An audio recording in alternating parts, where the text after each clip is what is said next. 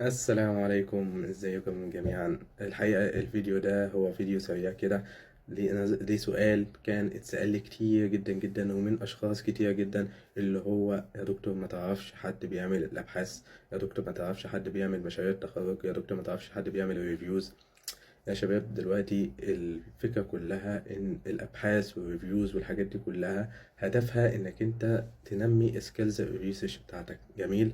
فما ينفعش انك انت يبقى مطلوب انك انت تستخدم المهارات دي او انك انت تعليها انك تدور على حد يعملها لك. انت دلوقتي المفروض صيدلي، طبيب، طبيب اسنان، التمريض، الناس دي كلها المفروض انها بعد ما بتتخرج المفروض انها ايه، ما بتقفش على المعلومة اللي هي درستها في الكلية. ليه؟ لأنك أنت في الكلية درست البيزكس بس، ما درستش لسه الجديد من كل التخصص اللي أنت ناوي تتخصصه. جميل. فبالتالي أنت مضطر إنك تقرأ الأبحاث الجديدة اللي اتنشرت حوالين الموضوع بتاعك. فبالتالي محتاج إنك أنت يبقى عندك سكيلز إزاي تقرأ الورقة البحثية، محتاج سكيلز إزاي تقدر تعمل تلخيص للورقة البحثية، محتاج سكيلز إزاي النتائج دي تقدر تترجمها على أرض الواقع. فتخيل انك انت استسهلت في الموضوع وقررت انك انت بدل ما تفكر بالطريقة دي انك انت تروح للجهة التانية اللي هي الجهة السهلة اللي انت بتدفع فيها فلوس مقابل ان هما يعملوا لك البحث.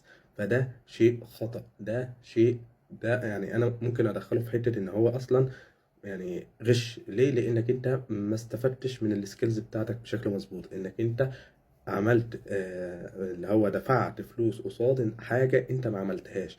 ف يا شباب، استغلوا فترة انك انت في الكلية ومطلوب منك ابحاث انك انت تعملها بنفسك. حاول انك تقرأ الابحاث دي بنفسك، هتحتاجها فيما بعد. هتحتاجها سواء كنت هتعمل ماجستير، هتعمل دكتوراه، هتعمل دبلومات، هتعمل اي دراسات عليا. حتى لو انت شغال في الشغل بتاعك هتحتاج انك تابجريد المعلومات بتاعتك.